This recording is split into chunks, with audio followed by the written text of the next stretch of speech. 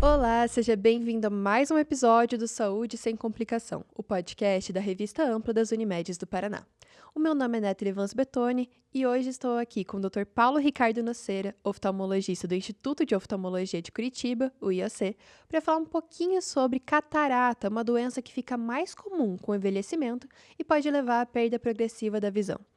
Então, Paulo, seja muito bem-vindo. Obrigado, Nathalie. Obrigado pelo convite. Né? É uma área no que reflete o envelhecimento, é uma área que me deixa muito feliz em falar, né? Porque me interessa demais. Né? E a catarata, com certeza, é a doença, né? Ou a patologia mais comum no próprio envelhecimento, né? Do olho. Né? Então, é uma doença realmente própria do envelhecimento. Própria do envelhecimento. Vamos entender que existem vários tipos de catarata. Né? A mais prevalente é a catarata senil, né? Que é a catarata que acomete as pessoas acima dos 60 anos. E conforme você vai envelhecendo, isso vai aumentando a estatística. Né? Mas existem outros tipos de cataratas. Né? Tem as cataratas congênitas, ou seja, as crianças nascem com a catarata por algum problema durante a gestação da mãe, uma infecção, uma toxoplasmose durante a gestação, uma rubéola durante a gestação pode dar. Existem as cataratas secundárias, vinculadas com o uso de medicação, com algumas doenças metabólicas, como diabetes, né? Mas ainda assim, vamos dizer assim, que 95% para mais das cataratas são as cataratas senis, né? Que pega essa faixa etária acima dos 60 anos. E o que exatamente a gente está falando quando fala de catarata? Tá. A catarata, ela é qualquer opacificação na lente interna do olho chamada cristalino, tá? Então, essa lente, quando a gente é jovem, é uma lente que ela tem uma modulação de foco, né? E ela já é constituída já a partir da 8ª semana de gestação. Então, é uma lentezinha que lá no início da gestação já é construída dentro do nosso olho, no olho primordial, e isso vai evoluindo. Quando a gente nasce, ela já está praticamente funcionante e, com o tempo, ela vai sofrendo algum tipo de modificação chamada modificação de proteostase, ou seja, as proteínas ali vão se acumulando e, com o tempo, vai opacificando. E aí é a catarata. Então, qualquer opacificação do cristalino é chamado catarata. E tem alguma idade em que começa a ser um sinal de alerta, assim, para você começar a se preocupar e no oftalmologista com maior frequência, talvez? Sim. Na medicina existe uma área chamada epidemiologia. Né? A epidemiologia é uma área que estuda a frequência das doenças em determinadas idades. Né? Então, como eu falei no início, a catarata ela é mais comum, né, a partir dos 60 anos. Então, a partir dos 60 anos, toda pessoa precisa fazer uma avaliação, de preferência anual. Obviamente que não é a única doença do envelhecimento, né? Mas é a mais comum e o melhor de tudo é reversível, né? Então, não é necessário esperar começar a ter sintomas, mas, por exemplo, pode acontecer de antes dos 60 anos começar a ter uma visão embaçada, algum indício de que pode ter algo errado? Sim, claro, né? Existem alguns fatores de risco que podem antecipar o aparecimento da catarata, né? Eu posso citar pleno século XXI, a gente tem que falar que o cigarro faz mal, né? Então, isso é uma barbaridade. Mas o tabagismo pode antecipar, sim, a catarata em alguns anos. A diabetes também, uma diabetes mal controlada, pode antecipar.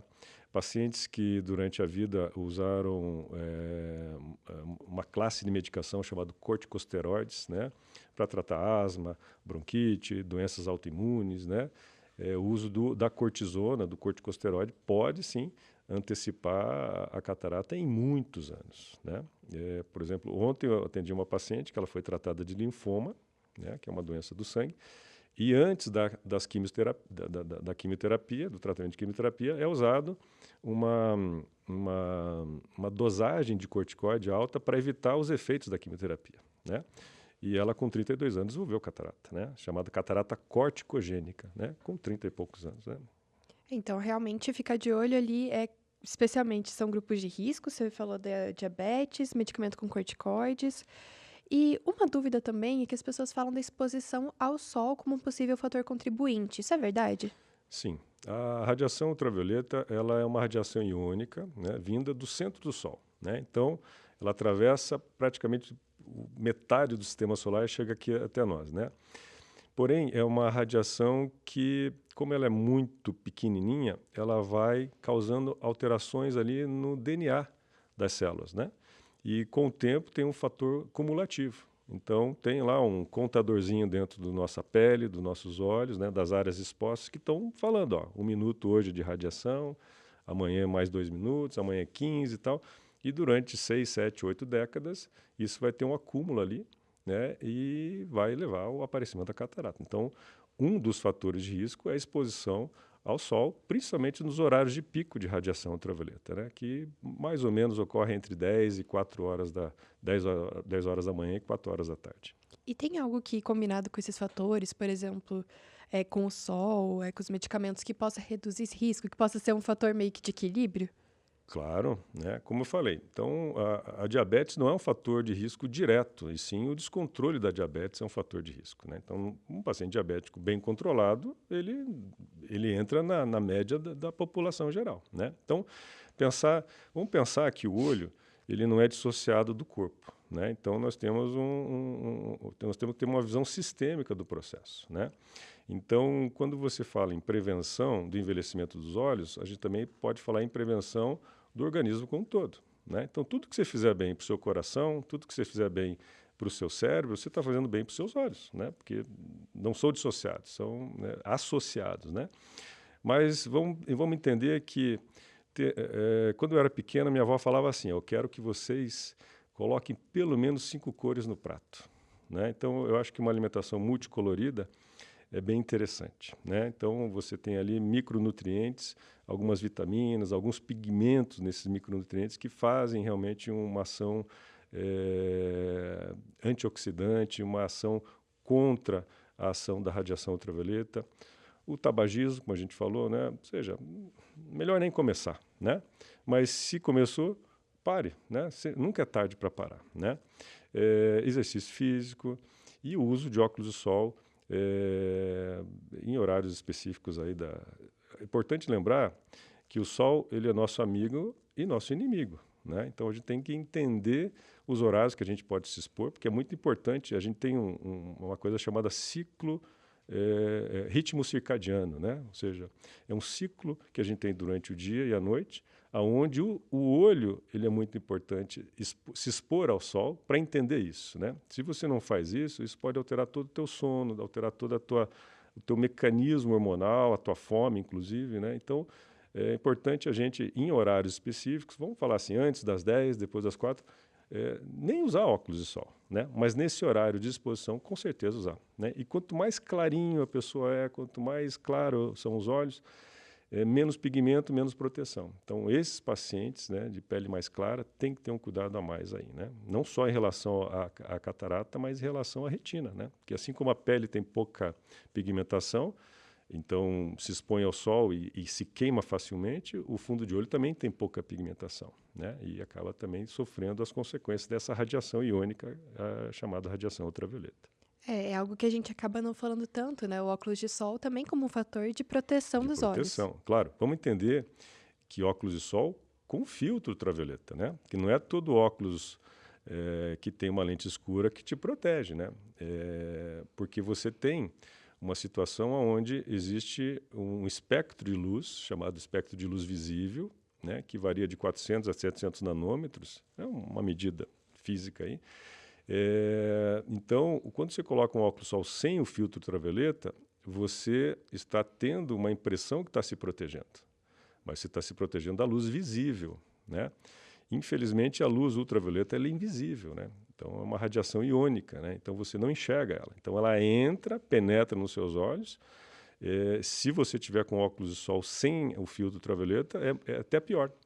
E quando você coloca um óculos de sol sem o filtro ultravioleta, só por ser um óculos escuro, você dilata a pupila dilata, e essa radiação ultravioleta vai entrar com muito mais intensidade, né? Então, um óculos de sol tem que ter o selinho lá de proteção UVA, UVB, né? Não só sendo escuro. Então, um óculos aí de, sei lá, de 30, 50 reais que você compra no camelô, provavelmente seja de algo duvidoso para ser usado, né?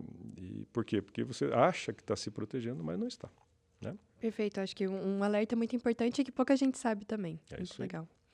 E, doutor, para além da visão embaçada, tem algum outro primeiro sinal da catarata? A catarata inicial, na maioria das vezes, ela não dá sintoma algum, né? O diagnóstico é clínico, né? O paciente vai no consultório, através do microscópio, né? Um aparelho que nós temos lá chamado lâmpada de Fenda, e ali você observa já alguma opacificação, né? Algum amarelamento do cristalino, né? Mas, a princípio, o paciente não tem nenhum sintoma. O óculos ainda está resolvendo, né? Mas, a partir dos 60 anos, esse paciente, que já era para estar praticamente estável de grau, começa a alterar o grau com mais frequência, começa a falar que o óculos já não está sendo tão efetivo, principalmente à noite, né? Isso é um sinal inicial de que alguma coisa está se transformando, né? Chegando ao ponto do paciente falar, esse óculos não funciona mais, eu não estou lendo e tal. Você vai lá, faz a refração, que é a correção do grau no consultório, e continua igual, uma visão ruim, reprovou no Detran, né? Então, são algumas coisas assim que o paciente chega relatando para a gente. A visão noturna começa a ficar ruim, né? Começa a ter dificuldade para ver uma legenda, mesmo de óculos, né? Então, são sinais indiretos. Chegando ao ponto de que a catarata ela tem 4 níveis de evolução, vamos dizer assim, né? Então, 4 graus. E de cada grau que você passa, você vai reduzindo em torno de 15% a 30% da potência visual, né? Então, em geral, entre o nível 2 e o nível 3, que a gente considera o ideal para operar, né? Porque o paciente ele já tem a queixa visual e essa catarata ela já começa a ficar mais endurecida, né? E isso aumenta riscos para o paciente, né? Claro, uma catarata inicial também pode ser operada sem problema nenhum, porque a gente tem que diferenciar que o idoso, ele é, vamos dizer assim, a faixa etária mais heterogênea que existe, né? Então, um idoso que é mais caseiro, que não dirige mais, que ele não... Enfim, tem uma vida mais dentro de casa, tal. Uma catarata, às vezes, dita mais avançada, não atrapalha tanto a vida dele. E já uma pessoa mais ativa, né, um idoso mais ativo, que anda de moto, que viaja à noite e tal, uma catarata inicial já pode atrapalhar bastante, né? Então, a gente tem que avaliar individualmente o paciente, né? E ver qual que é, realmente, qual que é a queixa dele, né? E também a expectativa dele em relação à própria cirurgia, né? O que pode ser feito, o que pode ser melhorado, né? Então, nós temos hoje muitas opções em relação ao implante, porque quando a gente faz a catarata, a gente tira o cristalino opaco, né, e implanta uma lente lá dentro dos olhos, né? Então, é substituído essa lente por uma lente artificial. E dentro dessas lentes nós temos vários tipos, né, que pode ser encaixado dentro da necessidade individual.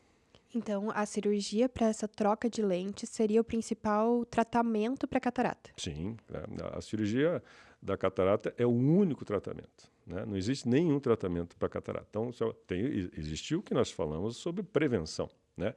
Mas quando a catarata começa, em média, em torno de 3 a 5 anos do início, quando você fala para o paciente, a senhora tem uma catarata inicial, em torno de 3 a 5 anos, provavelmente essa catarata já é uma catarata sintomática, né? E o tratamento, quando ela já está num nível já indicado para cirurgia, é exclusivamente cirúrgico. Não existe colírio, né? O óculos de sol já não traz tanto benefício em relação a esse avanço, porque ainda assim o principal motivo da catarata evoluir é estar vivo, né? Ou seja, o principal motivo da catarata evoluir é o próprio envelhecimento. A condição natural do Uma envelhecimento. condição natural, né? Então, no início eu até falei que seria a principal patologia do envelhecimento. Eu acho que até o termo é errado, sabe? Eu considero a catarata até como um processo, a catarata senil, é claro, né? Um processo de degenerescência, né? Degenerescência senil. Vamos ter degenerescência diferente da degeneração. Degeneração é algo que vai se perdendo, vai perdendo a funcionalidade, etc. Mas a degenerescência, talvez, se a gente fosse comparar, seria uma ruga no rosto, um cabelo branco, né? E o cristalino vai perdendo essa transparência, sofrendo essa degenerescência, né? Inclusive, uma pergunta que eu acho que eu ainda não fiz, mas que é muito importante. Qual proporção da população que é atingida pela catarata? Uhum. Então, assim, ó, vamos falar da catarata senil, né? Uhum. Então, a catarata senil, nós podemos ver algumas casuísticas aí, né? Entre 60 e 70 anos, mais ou menos entre 4 a 15% da população acaba desenvolvendo a catarata, tá? A partir dos 70 anos, isso já sobe para 70%.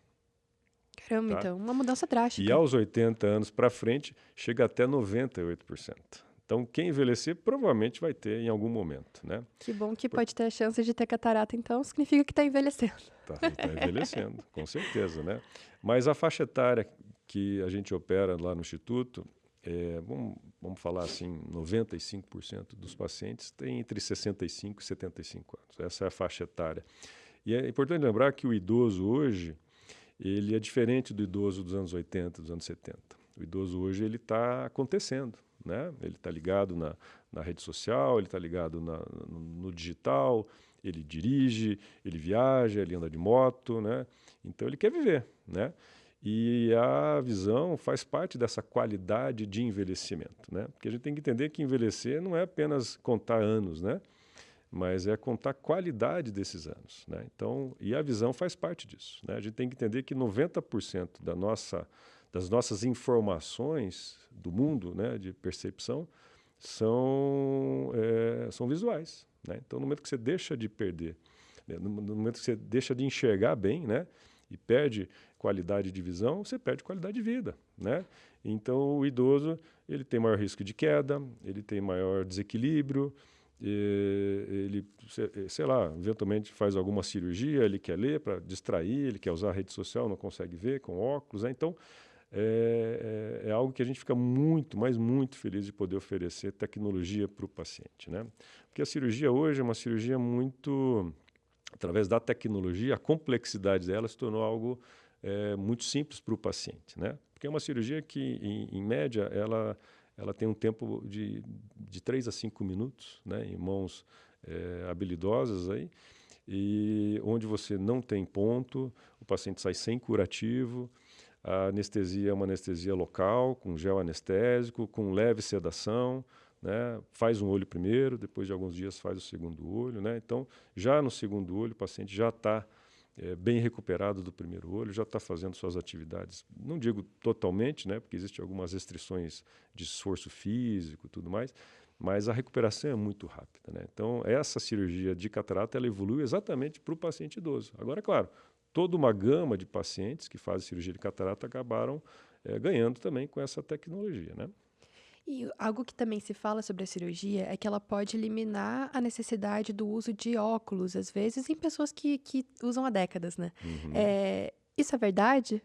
Isso é verdade, tá? Mas, assim, é importante lembrar que quando a gente fala em doenças, né, é uma verdade relativa, né? Porque não existe doenças, né? Existe doentes, né? Então a gente tem que avaliar individualmente o paciente que tem catarata, né? Então hoje eh, vamos entender que envelhecer é um risco, né? E é um risco de ter doenças, né? Seja dos olhos, seja do coração. E muitos pacientes idosos eles não têm apenas catarata, né? Eles têm outras doenças, como glaucoma, degeneração macular, algumas doenças outras da retina, uma membrana epirretiniana e tal. E isso pode ser um fator decisivo na hora de escolher a lente do paciente. Alguma alteração na córnea, né, na parte anterior do olho, uma irregularidade e tal. Isso pode ser impeditivo de você colocar uma lente que o paciente fique sem os óculos, né? Mas uma boa avaliação, um médico bem experiente, equipamentos de ponta, já nos sinalizam qual que é o bom paciente para isso e qual que não é, né? Porque o sucesso de uma cirurgia nada mais é do que o resultado menos a expectativa, né? Então, você tem que ver exatamente o que o paciente ele está, quando ele chega para você, o que ele está pensando, né? Esses dias eu atendi um paciente com 78 anos falando assim, doutor Paulo, eu quero que você me deixe enxergando que nem eu tinha 18 anos, né? A expectativa dele é muito alta, né? Eu que tenho praticamente 50 anos, já não tenho a visão de 18 anos, um senhor de quase 80 com certeza não vai ter, né? Por outros momentos, por outras situações, que não somente a catarata, né?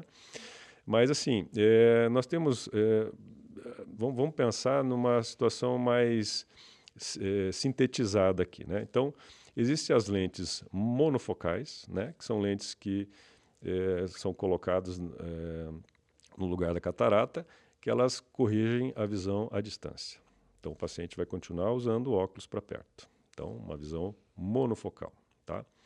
Nós temos um outro tipo de lente, chamado lente de foco estendido, né? Onde o paciente, que nem eu, assim, que é um pouquinho mais longilíneo, né? Um pouquinho mais alto, com o braço mais comprido, ele consegue usar o computador, ele consegue dirigir, mas ele, de pertinho, assim, por exemplo, um celular, um livro, ele vai necessitar de um óculos. Então, livra-se parcialmente dos óculos. E hoje tem as lentes mais modernas, que são as lentes trifocais, né? Então, como já diz o nome, são 3 focos, né? Você tem a distância para dirigir, para ver televisão, para caminhar. Você tem a meia distância, que seria a distância do braço, né? Seria o computador, né?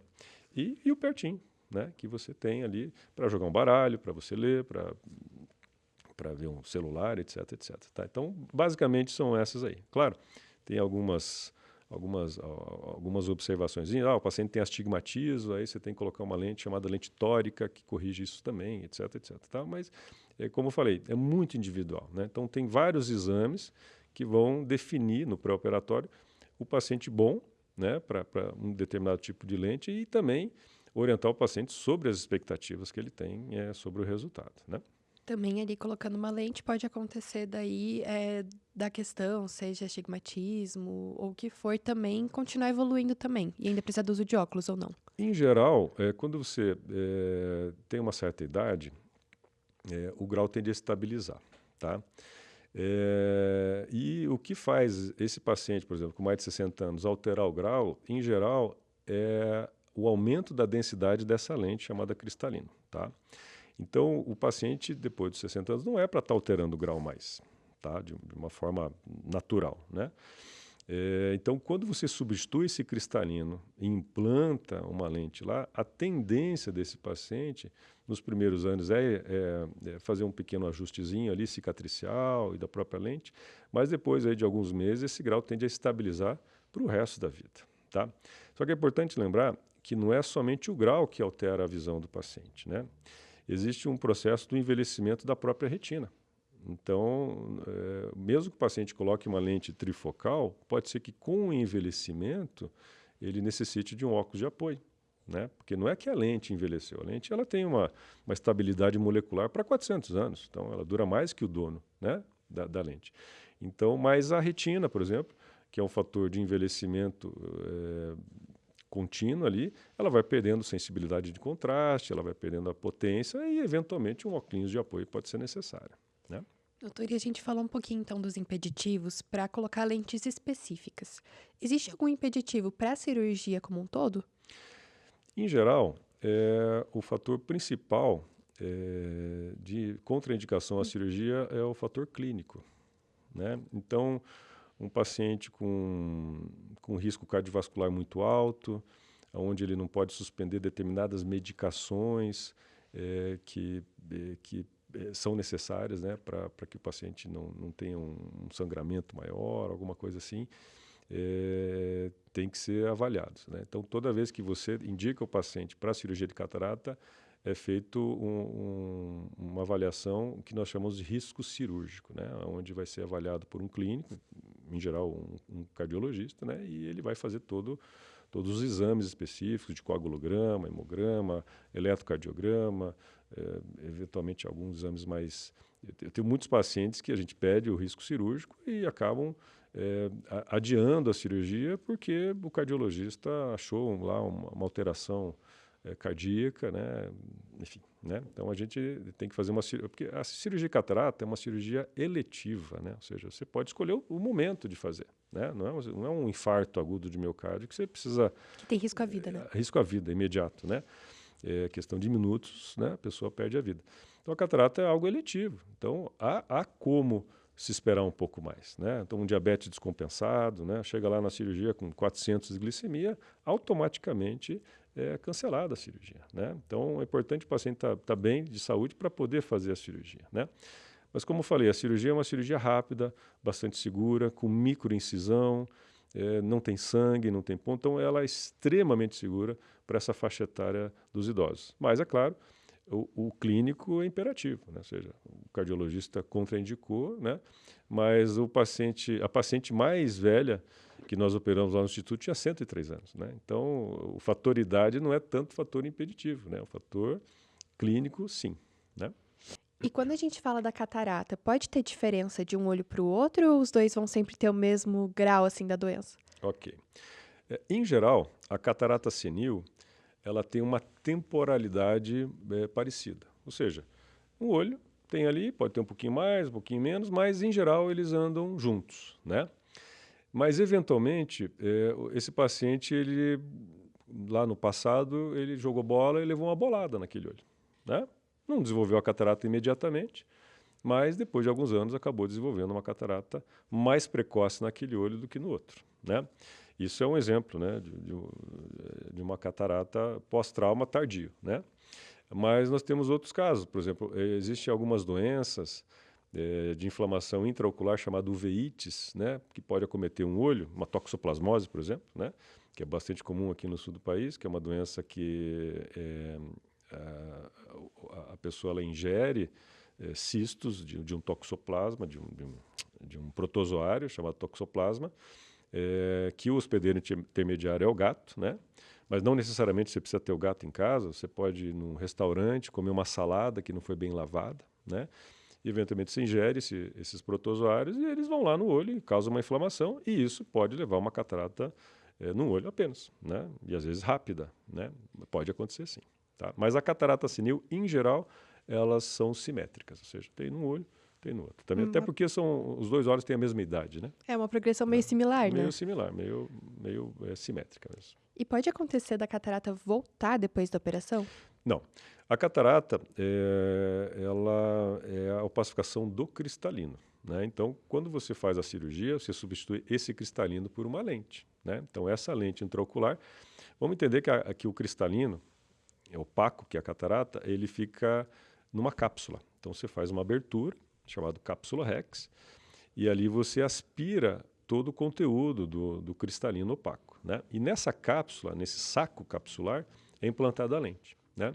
E com o passar dos anos, dos meses aí, os pacientes eles relatam: pô, doutor, eu acho que minha visão está um pouquinho embaçada. Aí eu acho que minha catarata voltou. Mas na realidade a catarata não volta. É essa cápsula que envolve a lente que ela opacifica, que nós chamamos de opacidade de cápsula posterior, tá? Que a sensação é muito parecida com a catarata. Só que, diferentemente da catarata, não é cirúrgico o tratamento. O tratamento ele é feito com laser, né? É um aparelho que nós temos lá no Instituto, chamado YAG Laser. Você faz uma fotodisrupção daquela cápsula central e a visão volta ao que era antes, né? Então, não é a catarata que voltou, mas é uma consequência da própria cirurgia que é resolvida em 10 segundos, né? Uma coisa muito simples, né? E uma pergunta tanto para essa utilização do laser quanto para a cirurgia. Dói? A cirurgia de catarata é indolor, né? Primeiro que o paciente, durante o procedimento, ele está Anestesiado, sedado. né? Ele está sedado, então está dormindo, né? Ah, não fica acordado durante a Não fica cirurgia? acordado. A gente usa ali no Instituto, a gente usa o Propofol, que é uma medicação, é um sedativo que faz o paciente ficar inconsciente por um período curto. É uma droga com uma meia-vida bastante curta, que é o tempo da própria cirurgia, em torno de 3 a 5 minutinhos, né?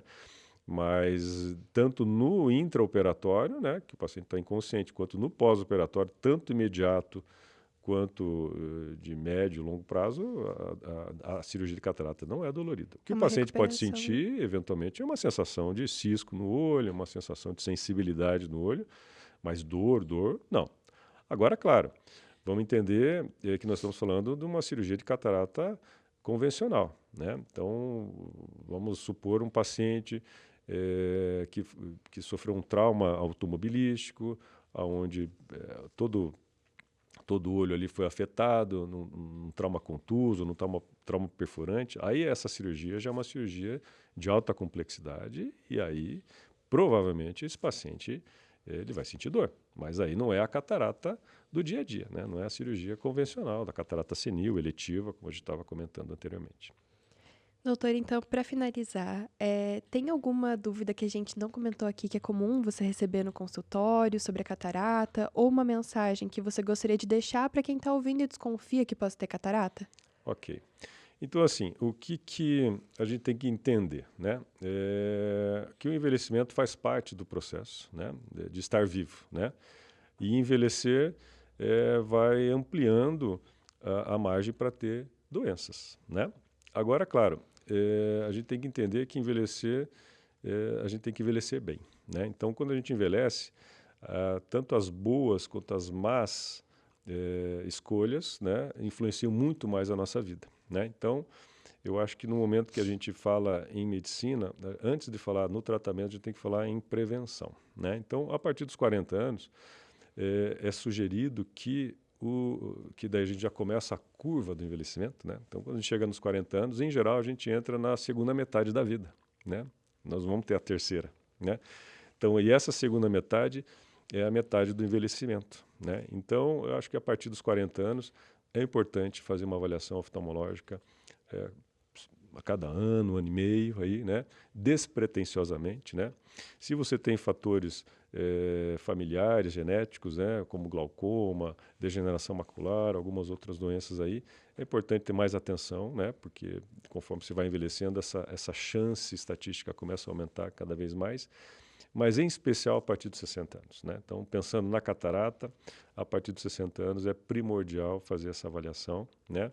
Porque a catarata, você tem que evitar que ela endureça, né? Porque no momento que ela endurece, você vai ter a baixa de visão e você também tem a dificuldade da própria cirurgia, né? E tem outro ponto que eu não esclareci anteriormente, que o cristalino, conforme ele vai envelhecendo, ele não só vai perdendo a transparência, mas ele também vai ficando um pouquinho mais gordinho. Então, ele vai ocupando mais espaço dentro do olho, né?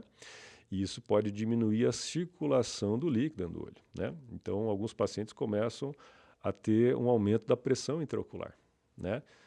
Que pode desenvolver um glaucoma, né? Então, nesse ponto aí, é importante também o médico estar muito atento, porque existe um glaucoma chamado glaucoma facomórfico, ou seja, o cristalino ele mudou a forma e diminuiu o espaço dentro do olho de circulação, e isso pode aumentar a pressão, e aí um glaucoma já está lesionando outra parte do olho, que é o nervo óptico, né?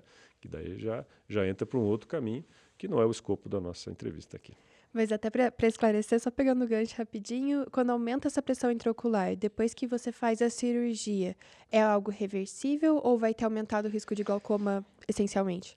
Sim e não, né? Então vamos entender, se é um glaucoma facomórfico, em geral você alterando ali porque quando você coloca a lente ela é 4 vezes mais fina que o cristalino retirado, né? Então você vai aumentar o espaço dentro do olho de circulação e, em geral, a pressão volta aos patamares normais, né? No paciente com outro tipo de glaucoma, que é o mais comum, o glaucoma crônico de ângulo aberto, tem uma porcentagem pequena que sim, a pressão reduz, né? Pode reduzir até o ponto de não precisar de colírio ou reduzir o número de colírios que usa, mas, em geral, a pressão volta aos patamares anteriores à cirurgia. Então, se é um glaucoma, o mais comum, que é o glaucoma de pressão normal, em geral, o paciente deve continuar com a medicação. Agora, claro, tem outras possibilidades no paciente com catarata e glaucoma que pode ser também resolvido durante a cirurgia, né? Então, hoje nós temos equipamentos, uma espécie de umas pecinhas que a gente coloca dentro do olho durante a cirurgia, chamado iStent, né? Que são medicações que aumentam o escoamento desse líquido e reduzem a pressão no pós-operatório. Mas daí já entra um outro problema. O paciente ele já tem a catarata e tem o glaucoma, né? Então, É um procedimento, então, rápido ali, indolor, mas que também pode dar, inclusive, vazão a resolver outros problemas. outros problemas, claro, do grau, do glaucoma, enfim, tem várias possibilidades. E por isso que a individualidade, né? Ou seja, avaliar o paciente de uma forma individual, aonde realmente você tente resolver o máximo possível naquele espaço de tempo que você tem dentro da possibilidade científica, né? Sem coisas mirabolantes, né? Usando a ciência a nosso favor, né? Perfeito. Então, Paulo, muito obrigada por sua presença e esclarecimentos. Obrigado, Nathalie. Tá? Estou sempre à disposição. E obrigada também a você que nos assistiu. Mais informações sobre saúde e bem-estar você encontra no site da Revista Ampla em www.revistaampla.com.br. Obrigada e até a próxima.